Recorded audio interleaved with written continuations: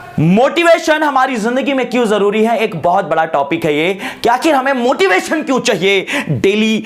तो मैं आपको बता देना चाहता हूं, मोटिवेशन इज लाइक बाथिंग। जिस तरीके से हम कुछ दिनों तक ना नहाए तो हमारे शरीर से दुर्गंध आने लगती है, उसी तरीके से यदि हमको रेगुलर मोटिवेशन ना मिले, हमारे अंदर से मोटिवेशन ना निकले, तो हमारे सपने भी पूरे होने की उम्मीद खत्म होने लगती है। माय डियर फ्रेंड, मोटिवेशन का रहना हमारे जीवन में बहुत ज्यादा जरूरी है और आज इस टॉपिक में बात करूंगा। Hi friends, welcome back to your channel, I am Saurabh Shukla.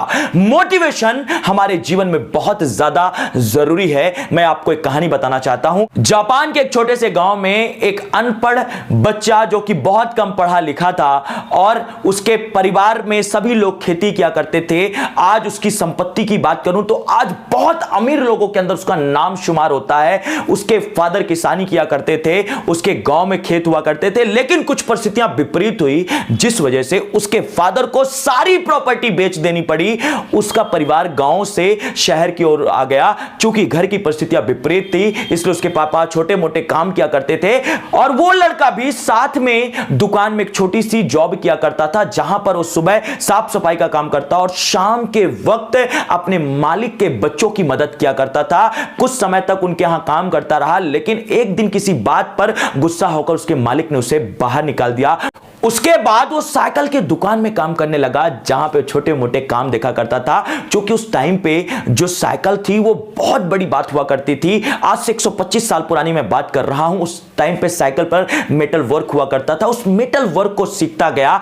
5 साल लगातार काम किए उसने, और जब वो 15 वर्ष का हुआ तब उसने डिसाइड ये किया कि अब मैं लाइफ में कुछ अलग काम करूंगा। उसने एक इलेक्ट्रिक कंपनी में इंटरव्यू दिया, उसका सिलेक्शन हो गया और बहुत ही जल्दी, चूंकि वो एम्बिशियस था, वो बहुत ही जल्दी एक बड़ी पोस्ट पर पहुंच गया। वो उस कंपनी में टेक्निकल इंस्पेक्टर बन गया। 20 वर्ष की उम्र में उसकी शादी हो गई। जब वो 22 साल का हुआ तब उसके बॉस उससे बहुत इंप्रेस्ड हुआ करते थे। उसने एक इलेक्ट्रॉनिक सॉकेट का निर्माण किया, जिसको उसके बॉस ने रिजेक्ट कर दिया, ये कह करके कि ये सॉकेट मार्केट में नहीं चलेंगे, एक्सेप्टेबल नहीं है। कुछ बातें बिगड़ी और उसने नौकरी छोड़ दी और उसने डिसाइड कर लिया कि मैं अपनी कंपनी की शुरुआत करूंगा उस सॉकेट के माध्यम से।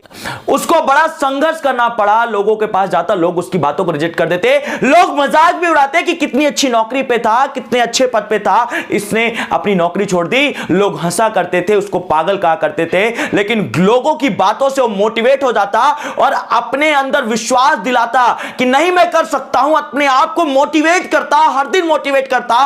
परिस्थितियां विपरीत हो जाती, लेकिन अपने आप को मोटिवेट करता हर हाल के अंदर। धीरे से कुछ टाइम बाद उसको 1000 सॉकेट का ऑर्डर मिला और उसके बाद उसने कभी पीछे पलट कर नहीं देखा।